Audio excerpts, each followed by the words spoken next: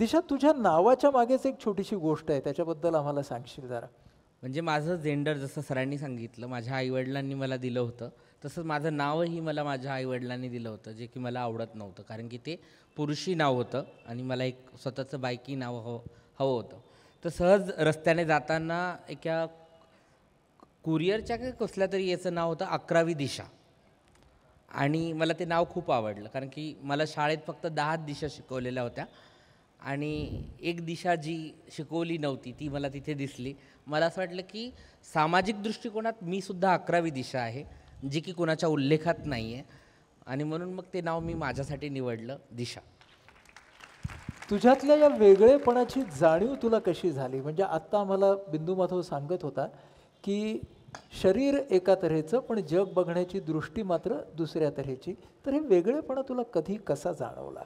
किशोरवयीन अवस्थेमध्ये जेव्हा तुम्ही एका बाळाचे पुरुष होत असता, एका बाळापासून जेव्हा तुम्ही स्त्री होत असता, त्याच वेळेस मीही जे व्हायचं ते बदल घडत होते माझ्यामध्ये. आणि ते बदल म्हणजे मी आहे हे मला, जसं सरांच्या वेळेस माध्यमं नव्हती तशी माझ्याही वेळेस माध्यमं नव्हती, म्हणून मला माहिती नव्हतं की मी जे घडती आहे ते योग्य आहे की नाही. कारण की शाळेत ज्या 2 कन्सेप्ट शिकवल्या जायच्या, स्त्री आणि पुरुष, त्या कन्सेप्टमध्ये मी बसत नव्हते. समाजामध्ये ज्यांना सन्मान होता किंवा ज्यांना माणूस म्हणून जगवलं जायचं, त्या कन्सेप्टमध्ये पण मी बसत नव्हते. आणि तृतीयपंथी काहीतरी वरतून आभाळातनं पडलेले असतात किंवा त्यांचा जन्म काहीतरी वेगळीकडे झालेला असतो, असे काहीतरी भ्रम होते. तशी मी नाही आहे असं वाटायचं आणि त्या कन्फ्युजनमध्ये मी घडत गेले. तेही वय अगदीच तेच होतं, 12-13 वर्षाचं वय. तिथून मला ते स्वतःसोबत कन्फ्युजन आणि ते सगळं चालू झालं होतं. हा संघर्ष सुरू झाला कुटुंबापासून ते तुझ्या प्रतिकुटुंबापर्यंत. एका टप्प्यावरती तू कुटुंब सोडण्याचा निर्णय घेतलास. ती परिस्थिती काय होती? ह्या सगळ्या प्रवासामध्ये ना, की म्हणजे माझं नाव समाजाने दिलेलं, माझं लिंग समाजाने ठरवलेलं, माझ्या आवडी, माझं चालणं, माझं उठणं, माझं बसणं, ह्या सगळ्या गोष्टी ज्या होत्या समाजाने, मुलांनी असं बसलं पाहिजे, मुलींनी असं बसलं पाहिजे, मुलांनी हे घातलं पाहिजे, मुलींनी हे घातलं पाहिजे, मुलांची मांडी अशी असली पाहिजे, मुलींची मांडी अशी, मुलींनी खांदे शोल्डर असे ताठ करून नाही चालायचं. ह्या सगळ्या कन्सेप्ट मला त्रास देत होत्या. या सगळ्यांमध्ये परत तेच इश्यू होते. घरात मोठी होते, बहिणींचं लग्न बाकी, भावाचं लग्न बाकी.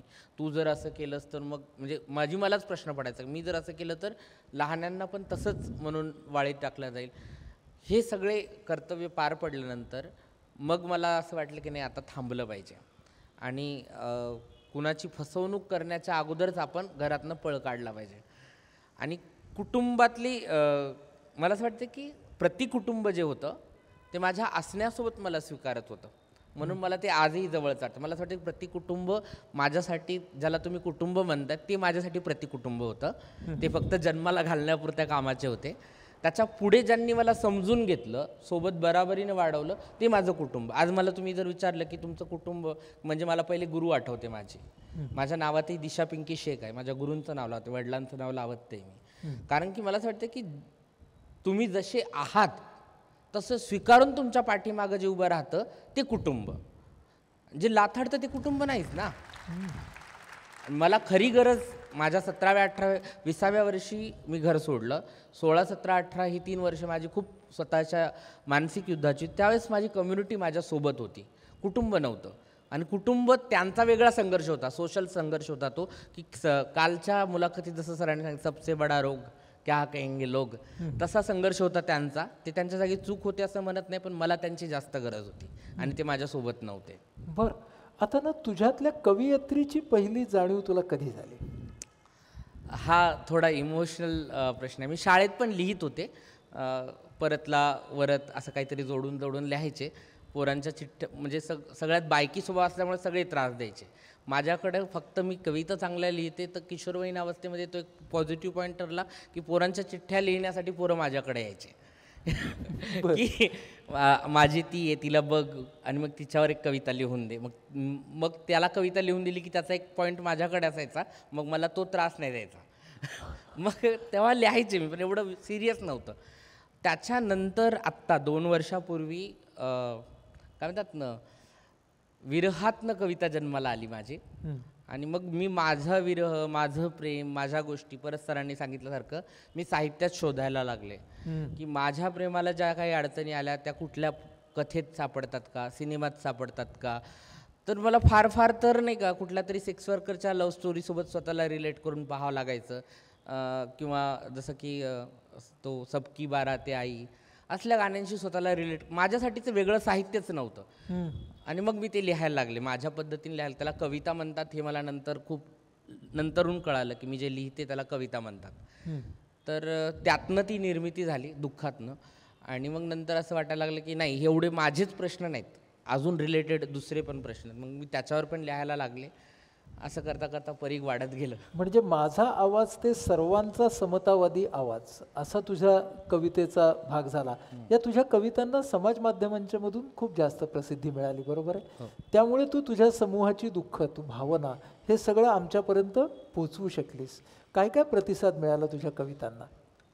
सगळ्यात महत्त्वाचं की मी ह्या सगळ्या याच्या संघर्षामध्ये स्वतःला पण अपडेट करत होते. आणि मग माझ्या दुःखाची कारणं शोधत असताना मला प्रामुख्याने जर काही कारण सापडलं असेल तर ते माझं बाईसारखं असणं. आणि मग माझ्या लक्षात आलं की जे काही माझे इश्यू आहेत ते माझे इश्यू नाहीत मुळात, ते इथल्या बायकांचे इश्यू आहेत, ते इथल्या सोसायटीचे इश्यू आहेत. म्हणजे जर मी पुरुषी असते तर मला लोकांनी काही त्रास नसता दिला, कारण की मी त्यांच्या कन्सेप्टमध्ये बसले असते. बरोबर. पण मी बायकी आहे, म्हणजे आपल्या इथं जरा काहीतरी झालं तर आपण म्हणतो की आम्ही काय बांगड्या भरल्यात का. म्हणजे बांगड्या भरणारे हात हे नेहमी दुय्यम असतात, हे तर नेहमीच बिंबवलं जातं.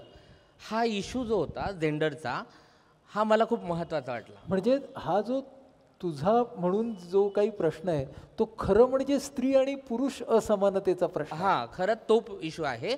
ज्यावेळेस इथल्या स्त्रियांना समानतेने वागवल्या जाईल, स्त्री सारखं बाई किंवा बायल्या, बायल्या ही जोपर्यंत शिवी आहे आपल्या इकडं, बायकी असणं मला असं वाटतं की वाईट नाही आहे.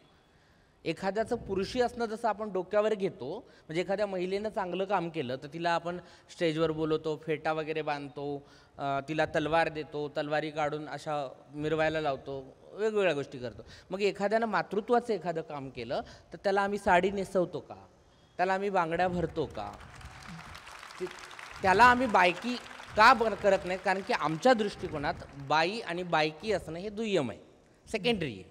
त्यांना व्हॅल्यू नाही, त्यांना विचार करण्याचं स्वातंत्र्य नाही, त्या माणूस असू शकत नाहीत. मग मला असं वाटलं की आपण याच्यावर काम केलं पाहिजे. आणि मी बोलत गेले जेंडरवर. मला असं वाटलं की बायकांचे प्रश्न जसे जसे सॉल्व्ह होतील तसे मग माझंही बदल होईल माझ्याकडे बघण्याचा. वा. कार्यकर्ती म्हणून तुझी उद्दिष्ट आज कोणती आहेत तुमच्या समूहाच्या संदर्भात, समाजाच्या आणि मग विचारांच्या संदर्भात? पहिलं घेऊ तुझ्या समूहाच्या संदर्भात. माझ्या समूहाच्या संदर्भातही काम करताना हे होतं की जसं सरांनी सांगितलं की शिक्षणाचा अभाव हा खूप मोठ्या प्रमाणात आहे आणि आमचं पोट आमच्या पुढे पळतं आहे, तर आम्हाला त्यातनंच वेळ नाही आहे. तर मला असं वाटतं की या प्रवाहात येण्या अगोदरची जी काही कम्युनिटी मेंबर आहे, म्हणजे मी 20 वर्ष माझ्या घरात होते, त्या काळात जर मला योग्य मार्गदर्शन मिळालं असतं, योग्य पालक मिळाले असते, योग्य मित्र मिळाले असते, चांगले शिक्षक मिळाले असते किंवा चांगले काउन्सिलर मिळाले असते, तर बहुतेक आज मी काहीतरी वेगळी असते. माझं शिक्षण पूर्ण झालं असतं, मी मेंटली डिस्टर्ब नसते राहिले, डिप्रेशन आलं नसतं, बाकीच्या गोष्टी. तर मला असं वाटतं की आज माझ्या समूहासाठी, म्हणजे एखादी आई जेव्हा गर्भवती असते त्यावेळेस ती बाळाला जन्म देण्या अगोदर तिचे आईबाप दोघंजणं विचार करतात, त्या बाळाचे आईबाप, की आपलं बाळ चांगल्या वातावरणात जन्माला यायला पाहिजे. मग घर स्वच्छ करण्यापासून घर बदलण्यापर्यंत पण जातात काही लोक, की आपल्या या एरियामध्ये चांगलं वातावरण नाही, आपण दुसरीकडे जाऊ. तर मला असं वाटतं की माझी नेक्स्ट जनरेशन जी आज गर्भात आहे, तुमच्या गर्दीत असेल, तुमच्या आजूबाजूला असेल, तुमच्या ऑफिसमध्ये असेल, तुमच्या शाळेत असेल, कुठेतरी आजूबाजूला असेल, तिला चांगलं वातावरण आणि चांगला समाज मिळावा म्हणून मी चांगला प्रयत्न करते. हे जे काही बडबडते ते त्याचं एक हे आहे की माझ्या पुढच्या पिढीला चांगले मित्र मिळावेत जे त्यांच्या जेंडरसोबत त्यांना ॲक्सेप्ट करतील. एक चांगला शिक्षक मिळावेत, चांगले डॉक्टर मिळावेत, चांगले पोलीस मिळावेत. त्याच्यासाठी मी जेंडरला घेऊन काम करते. आणि मला असं वाटतं की माझ्या कम्युनिटीला सुधारवण्याच्या आधी त्यांना चांगला समाज मिळवणं हे खूप महत्त्वाचं आहे. म्हणजे तुझा समूह आणि समाजाची मानसिकता या दोन्ही एकाच नाण्याच्या दोन बाजू आहेत. आता थोडं आपण समतावादी विचाराकडे येऊ, कारण शेवटी तुम्हा दोघांचीही जी लढाई आहे, संघर्ष आहे, हा समतावादी विचारांचा आहे. समतेचं तत्व का महत्त्वाचं आहे? आपण ना अशा देशात जन्माला आलात की जिथे जन्मापासून विषमता सुरू होते. तुमचं डिस्क्रिमिनेशन तिथून चालू होतं, की म्हणजे मुलगा एका मुलगीपासून, पेढे वाटायचे का जिलबीपासून. मला असं वाटतं की व्यक्ती म्हणून आपण जोपर्यंत सगळ्यांना पाहणार नाही आहोत तोपर्यंत प्रत्येकाला प्रत्येकाचे मानवी मूल्य जी काय आहेत ते जतन करण्याचे हक्काधिकार मिळणार नाहीत आणि त्यांचं माणूस असणं आपण मान्य करणार नाही आहोत. तर मला असं वाटतं की समतेची लढाई त्याच्यासाठी आहे. प्रत्येकाला माणूस म्हणून जगता येणं खूप गरजेचं आहे, कारण की आम्ही काही ढोर जनावरं नाही आहोत. आम्हीही त्याच धर्तीवर, त्याच वाऱ्यावर, त्याच पाण्यावर, त्याच आकाशाखाली, त्याच नदी नाल्यांच्या सहवासात आम्ही जगतो. आम्हीही माणसं आहोत, पण माणसानं वाळीत टाकलेली माणसं आहोत. त्यासाठी मला समता खूप महत्त्वाची वाटते. 20 वर्षाची होऊन घराबाहेर पडलेली दिशा आणि आता पिकत जाण्याच्या प्रवासातली दिशा, तुझ्याच कवितेतले शब्द आहेत ते की एकदा तू बोललीस पिकत जाण्याच्या प्रवासातली, तुझ्या स्वभावात कोणकोणते बदल घडले? बगर रडता बोलायला लागले. हा माझ्यासाठी खूप मोठा बदल आहे. म्हणजे किंवा बाकीच्याही गोष्टी जे खूप साऱ्या बदलल्यात. स्टेजवरची मी आणि खालची मी यातला फरक वेगळा वेगळा आहे. मी खूप धिंगाणा करणारी, अल्लड, मस्तीखोर, इथे शब्द मोजून बोलायला लागले.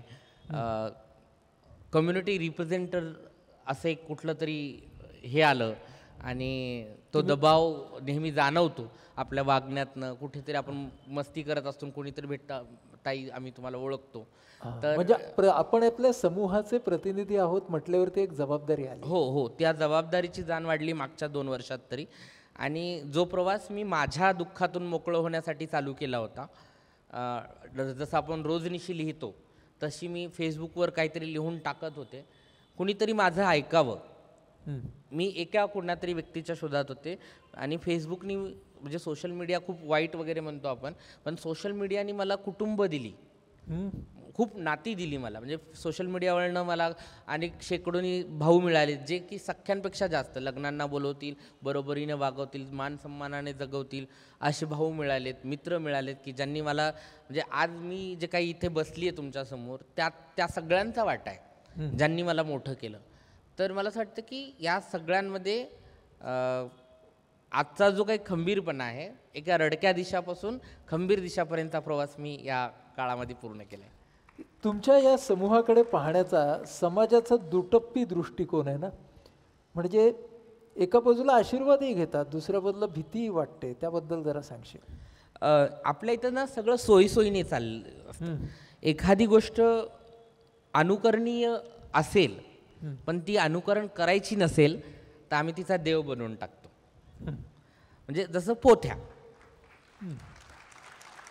आम्हाला त्यातलं तत्वज्ञान मान्य आहे पण ते अनुकरणात आणायचं नाही, कारण की ते आमच्या व्यवहारातल्या जगण्याशी मिसमॅच करतं. मग आम्ही त्यातला देव्हाऱ्यात गठोडं बांधून वर्षातून एकदा धूळ झटकतो, हळद कुंकू वाहतो. आणि ज्या गोष्टी अनुकरणीय आहेत, म्हणजे सभ्य असण्याच्या पण चौकटी वेगळ्या वेगळ्या आहेत इथं, तसं माझ्या बाबतीत झालेलं आहे. तशी पाहायला गेली तर मी गावाची सोय आहे, पण मी गावाची सोय आहे आणि माझं गावाकडनं शोषण होतंय, गाव म्हणजे समाज, समाजाकडनं माझं शोषण होतंय हे मला कळू द्यायचं नाही आहे, म्हणून माझं केलेलं दैवीकरण आहे. मग लोकांना तेवढ्यापुरतेच माझे आशीर्वाद लागतात. जर माझ्या आशीर्वादांना एवढं बलं होतंय तर दत्तक घ्या ना एका ट्रान्सजेंडरला, सांभाळा आयुष्यभर. तसं नाही आहे, सोयीनुसार पाहिजे. काही शेकडो वर्षापूर्वी, जर 100 वर्षापूर्वी जर तुम्ही मागं गेलात तर तुमच्याकडे मनोरंजनाची साधनं नव्हती. देवदास्या नाचत होत्या, त्या उच्चाभ्रू पुरुषांसमोर नाचत होत्या.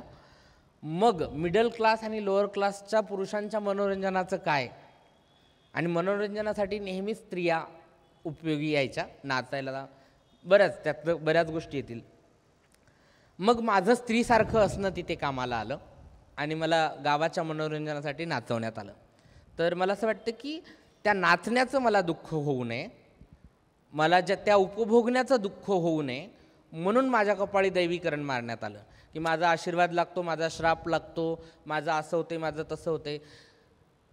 जर हे दैवीकरण नसतं, सोसायटीने मला तेव्हा ॲक्सेप्ट केलेलं असतं, तर बहुतेक आजही माझ्याकडे काहीतरी स्वतंत्र असा उद्योग असता. ते उद्योग मला द्यायचे नव्हते, कारण की त्या पितृसत्तात्मक धोरणांना धक्का लागतो मी जर मुख्य प्रवाहात आले तर. त्या धक्का लागण्यासाठी मला देवळात बांधून ठेवण्यात आलं देवांच्या नावावर. आणि हा त्यातलाच एक भाग आहे. आजही आमच्याकडे पर्यायी व्यवस्था नाही आहे, म्हणून मी सुद्धा बाजारात गेल्यानंतर ते रुपया चावून देते. पण जर शिकलेलेच जास्त मागतात, शिकलेलेच जास्त मागतात तुमचा तो रुपया द्या, का तर गुगलवर अर्धवट ज्ञान मिळालेले त्यांना. तर मला असं वाटतं की मी एका माणसाला 1-1 रुपया देण्यापेक्षा ना, RBIच्या गव्हर्नरला जर मी 1 रुपया चावून दिला तर देशाची आर्थिक स्थिती सुधारेल ना. त्यांनाच पाठवून द्या माझ्याकडे, किंवा मला कामाला घ्या RBI मध्ये.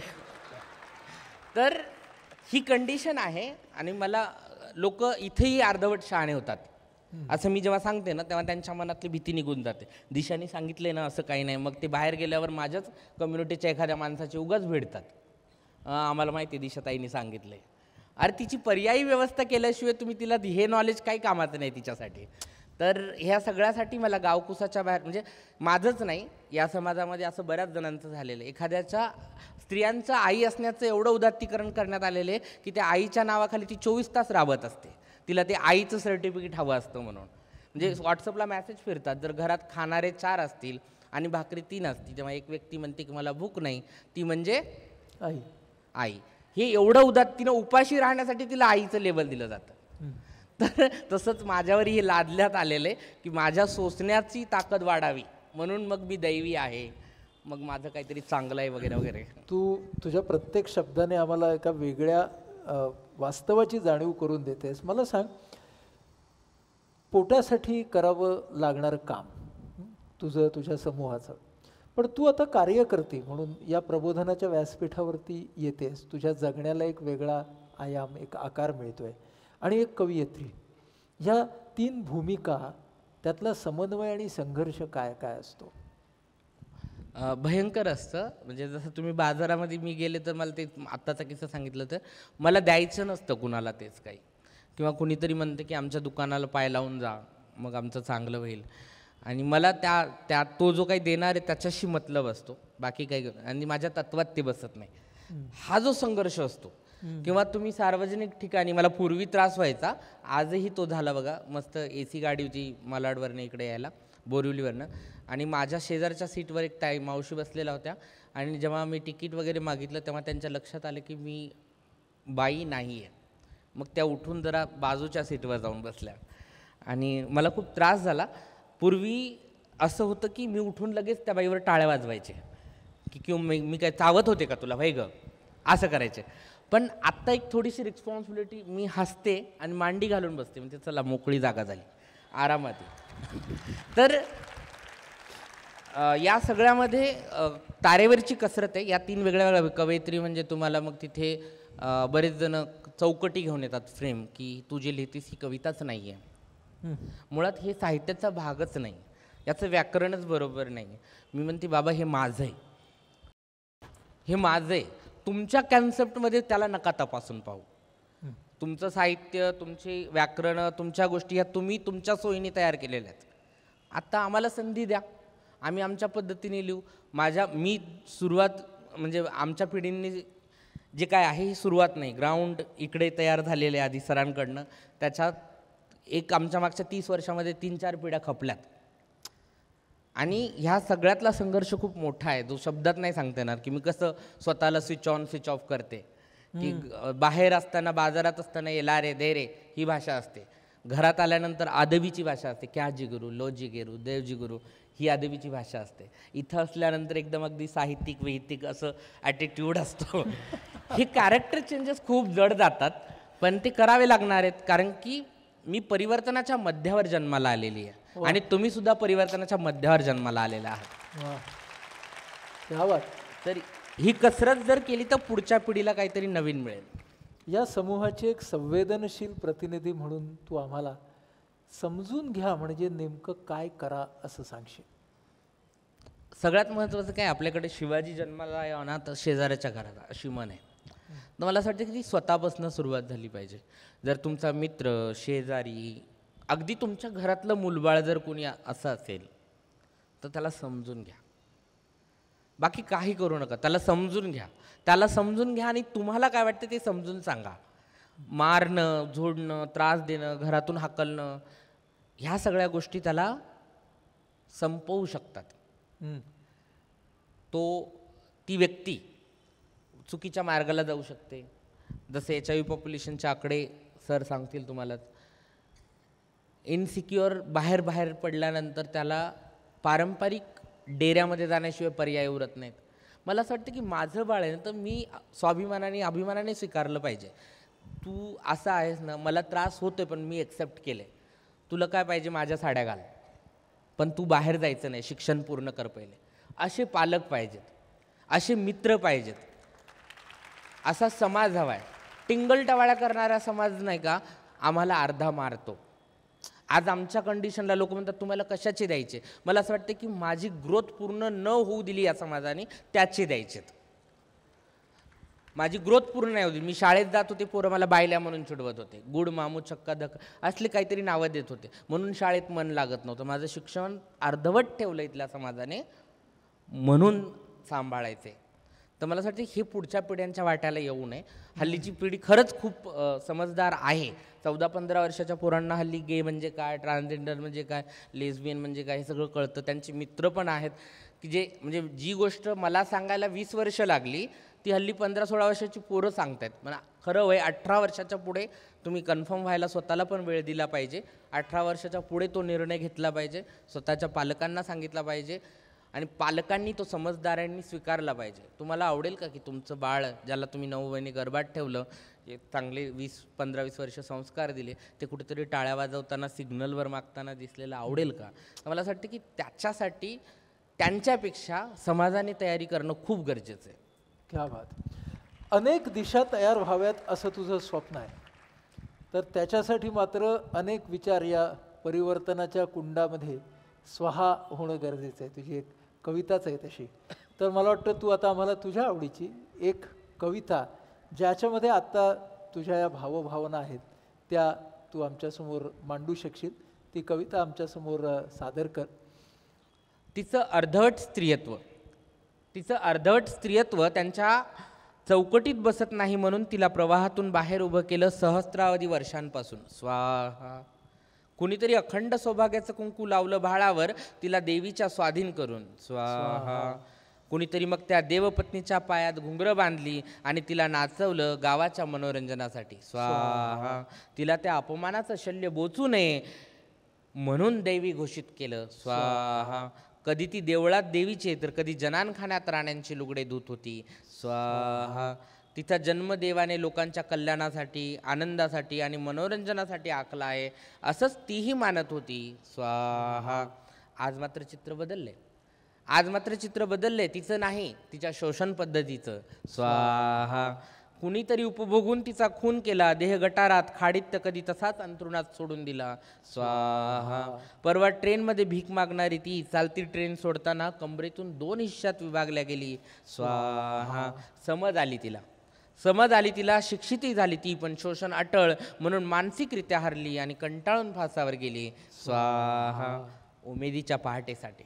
उमेदीच्या पहाटेसाठी स्वातंत्र्याच्या क्षितिजासाठी परत ती नव्याने जन्माला आली आहे. पण आता ती सहस्रावधी वर्षाच्या या शोषणाच्या यज्ञात स्वतःची आहुती द्यायला नकार देते. आता ती आणि तिच्या पिढ्या होणार नाहीत स्वाहा. Thank you so much. थँक्यू. आज तुमच्या दोघांच्या बरोबर जे हा संवाद सत्र आपण इथे अनुभवलं, ते आमच्या वेदच्या व्यासपीठाच्या दृष्टीनं सुद्धा अतिशय महत्त्वाचं सत्र आहे. आम्ही आमच्या या वेदला जीवन की पाठशाला असं म्हणतो. आणि यावेळेचं आपलं सूत्र 0 ते शिखर. समाजामध्ये सुद्धा ज्यांना आपण शून्य मानत आलो अशी सगळी मंडळी आहे, पण 0 हे निर्मितीक्षम आहे. शून्यातून सुद्धा निर्मिती करता येते, हे तुम्ही दोघांनी आज आम्हाला दाखवलं. या निमित्तानं एक गोष्ट सर्वांना सांगायची की आपल्या IPHमध्ये आपण गेल्या 7-8 महिन्यांपासून एक साहस नावाचा थेरपी ग्रुप चालू केला आहे. हा उपचार गट सर्व LBGTI समूहासाठी आहे आणि तो दर महिन्याला निःशुल्क पद्धतीने आपण IPHमध्ये आपलं जे सप्तसोपान केंद्र आहे तिथे हा उपचार गट भरवत असतो.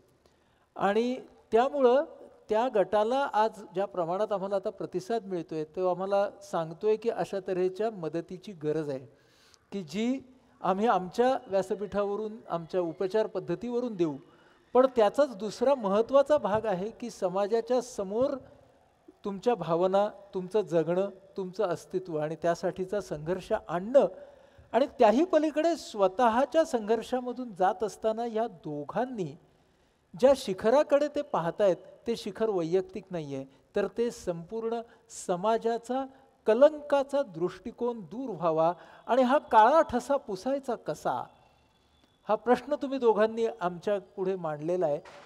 हा ठसा आम्हालाच पुसायचा आहे.